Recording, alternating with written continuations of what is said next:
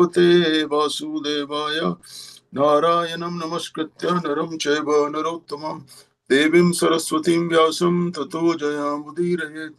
श्रीमतां स्वकथा कृष्णा पुण्यश्रवणा कीर्तना हृदयन्थस्थो य भद्राणि बुधिनोति सुहृत्सताम् नष्टप्रायेषु अभद्रेषु नित्यं भागवत सेवया भगवती उत्तम श्लोके भक्तिर्भवती नैष्टिकी।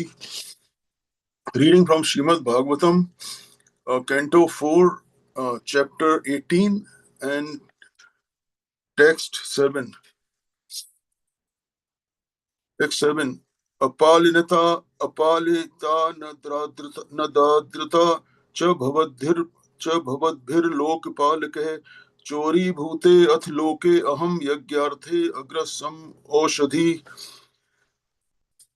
Synonyms: apalita, without being taken care of; anadrita, being neglected; cha, also; bhavadbhi, bhavadbhi, like your good self; lokpalika, by the governors or kings; chori bhute, being beset by thieves; atha, therefore; loke, this word; aham, I; yajna arthe, for the purpose of performing sacrifices; agrasam, have hidden; osadhi, all the herbs and grains.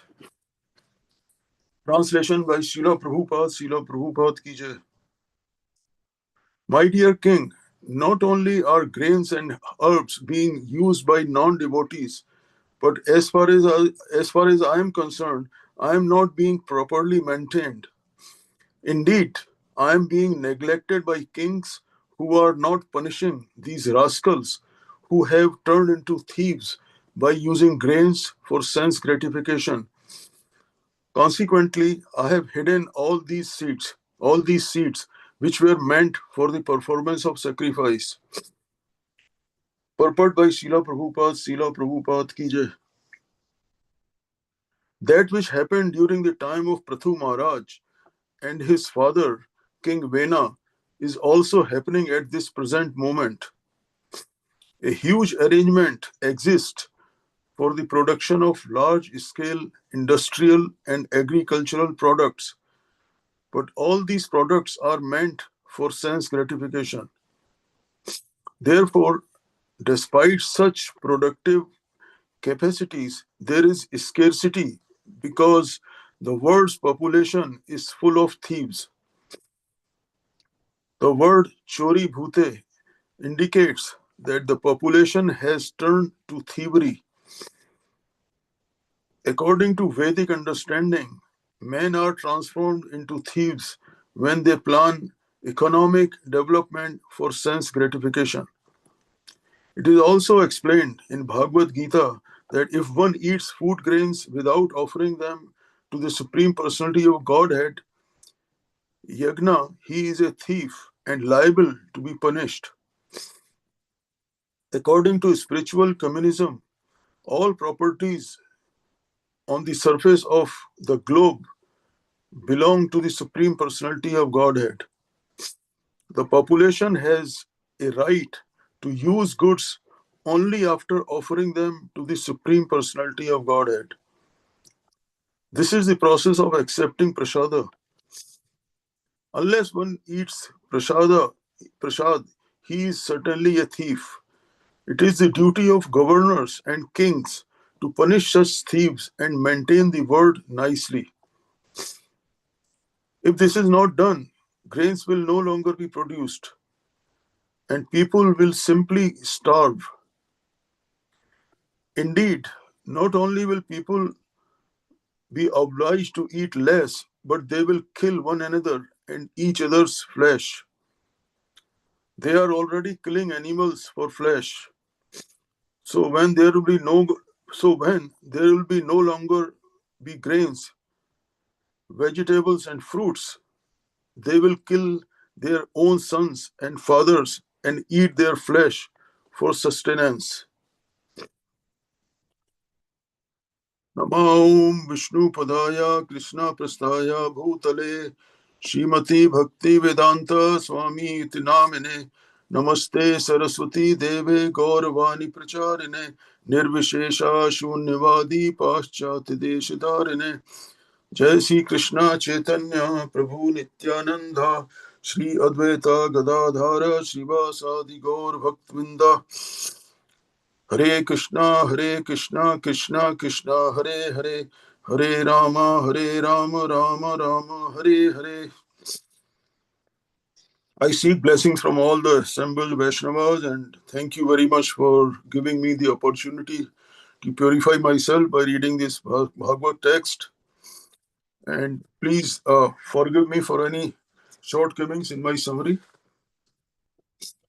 So, we have seen in previous texts and previous chapter 17, where King Prathu got angry on earth, who had hidden all the grains and herbs while the population of the kingdom was suffering from hunger.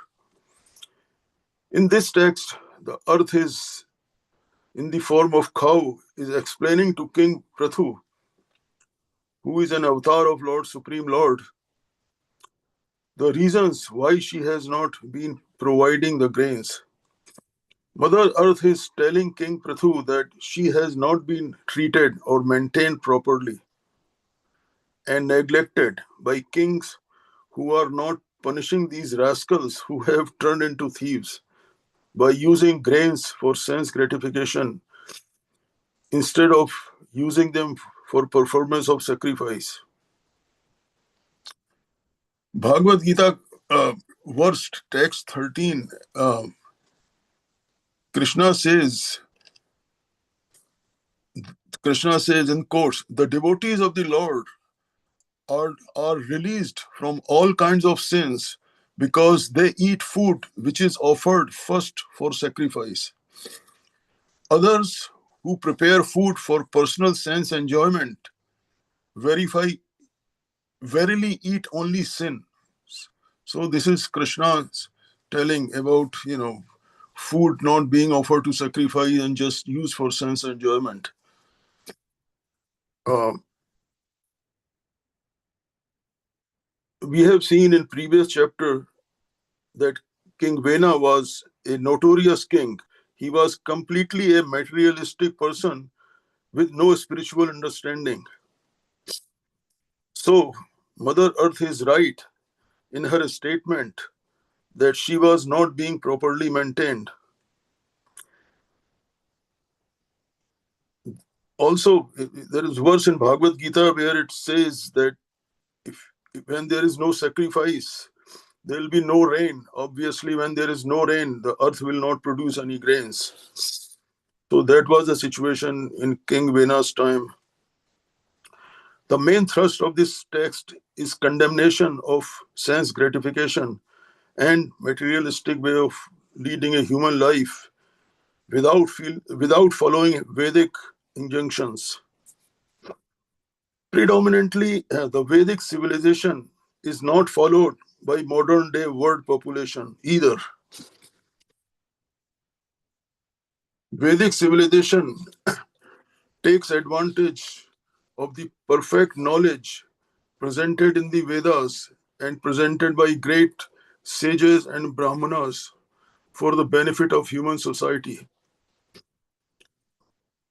As we know, the Vedas have come directly from the mouth of Supreme Personality of Godhead Sri Krishna himself.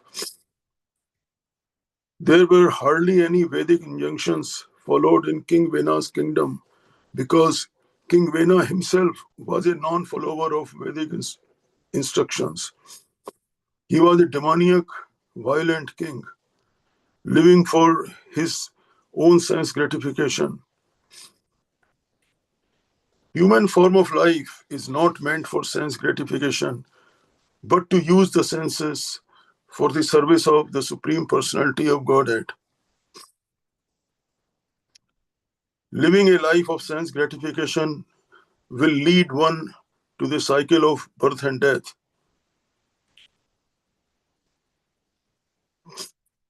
Uh,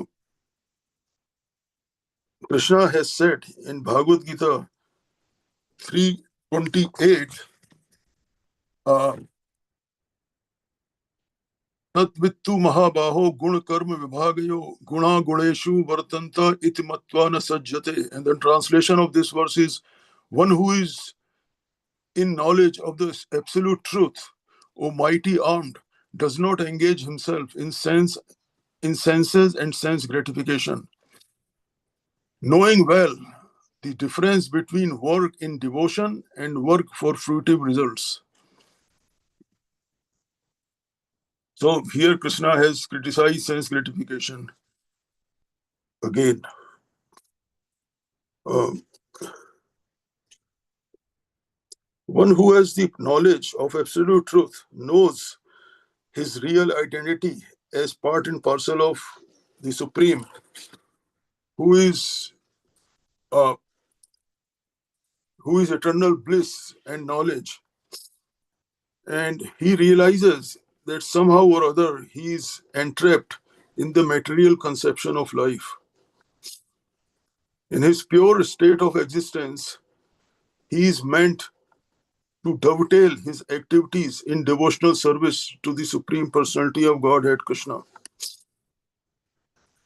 He therefore engages himself in the activities of Krishna consciousness and becomes naturally unattached to the activities of material senses, which are all circumstantial and temporary. Rishabdev, the great spiritual leader of Jainism, told his sons that now you have got this human body. Hence, your duty is to use your body and senses for the service of Supreme Lord and not for your own sense gratification. King Vena, as the leader of the public, was a bad influence on the public, and that is why the Brahmanas and saints, by their spiritual power, killed King Vena. Public in general require a leader who can teach the public by practical ideal behavior.